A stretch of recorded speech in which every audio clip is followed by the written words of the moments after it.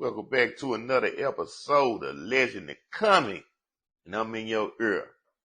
We're going to start it off with WACK 100. Home of Catch That Fade, ready to put them hands up. Uncle WACK clarifies alleged issues with Fat Joe regarding Big Pun's widow. Now, WACK 100 found himself in another controversy this time, surrounding Fat Joe's long-standing issues with Big Pun's widow, Lisa Rios. During a recent Instagram video post, the West Coast executive detailed that he worked things out with Rios to help her family. However, he seemingly called out Fat Joe over allegations that he withheld Pun's royalties from the late rapper's family in 2016. Joe and Rios settled their suit for an undisclosed amount, though some industry experts said Pun was owed closer to $2 million. Now, WACK took to Instagram where he clarified the things he said during the call, including his stance with Joe. I never had a conversation with Fat Joe about Big Pun or business with Big Pun, he said to begin with. However, WACK said that his most recent interaction with Joe were pleasant. Last time I seen Fat Joe was at Prime 112. 25 deep, and he covered the whole bill. That's Game's friend. He's been my friend, he said in an attempt to clarify suspected issues. That's right, clearing it up. Now, for WACK to say this, based on how crazy WACK be going off on the Clubhouse app, I know he's sincere, because WACK ain't the type of guy, from what I've been listening to bite his tongue. So this is authentic, if WACK said. And WACK explained that he wasn't entirely knowledgeable about the issues between Fat Joe and Lisa Rios. Before meeting with her, Big Pun's wife came to see me. Told me she was looking for a situation that would be healthy for her, he said. Big Pun, I felt like, is a part of the culture. Like, that's Big Pun. His story needs to be told. So what I did is line up a situation that was healthy for her. He said he reached out to his team and pushed a series on Big Pun, which he said is now on the way. See, I peeped the move. WACK and smart.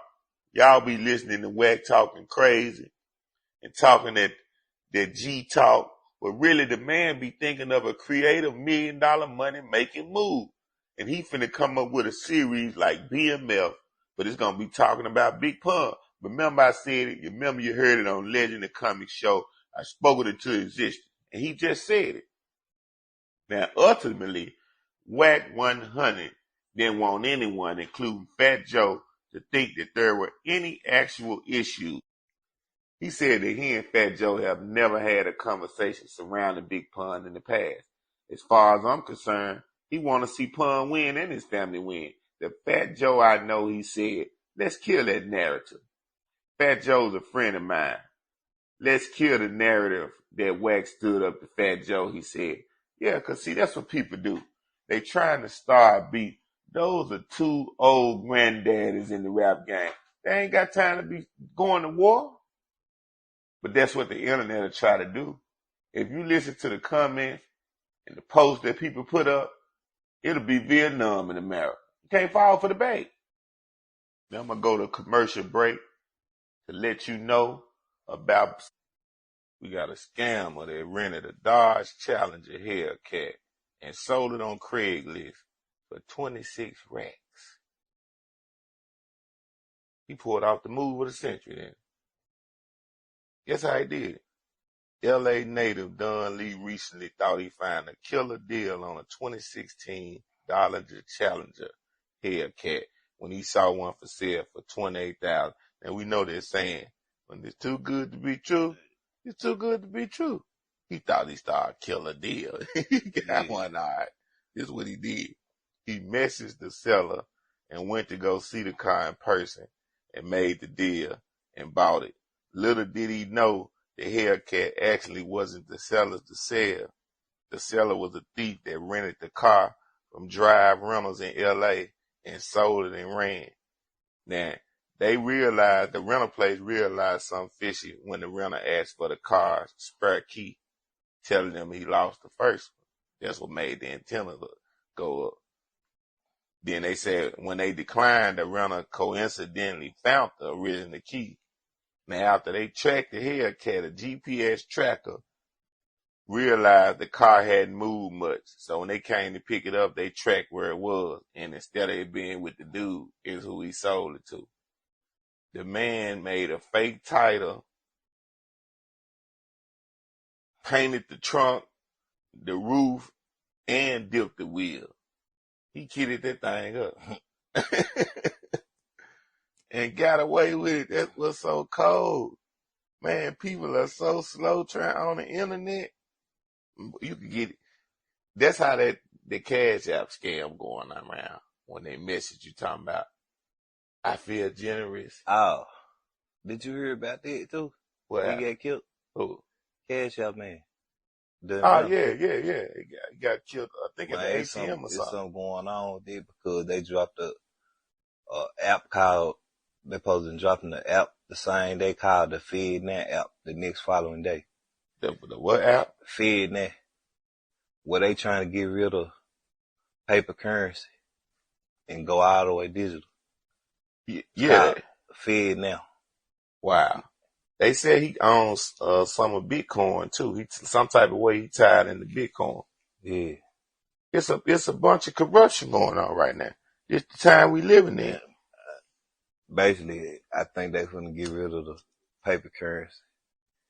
I'm listening to this one segment on this other station. I think it's a Nation of Jake or something like that. And dude was talking about that they're gonna make it where you can get no government benefits, no Medicaid, no food stamp. You know, they supposed to be shutting it down. That's what he's saying. Ooh, the world gonna be in trouble. All the crooks that like to tell stories to get free food stamp, it's over with. No more hustling this food stamp people. Your game is finna be exposed. But I got another story. Go ahead. I just think everything finna go back to the original system of things, the bartering system. You know what I'm saying? Instead of currency, you got a product I want, I got a product you want. Right, We're gonna do trade like that. Trade out. That's why they did commercials. You remember a few years ago they were doing them gold commercials, and you were seeing them all over TV. Buy gold, we buy gold. Then you were seeing them sell gold coins and all that. They play with the market. Right.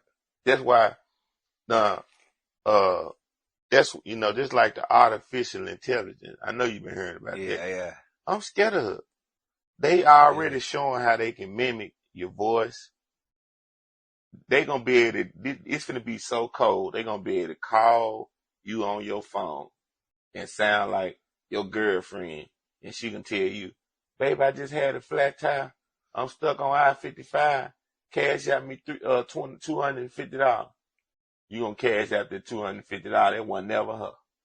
Right. That's how cold the game finna be. I know. They got AI dating app now.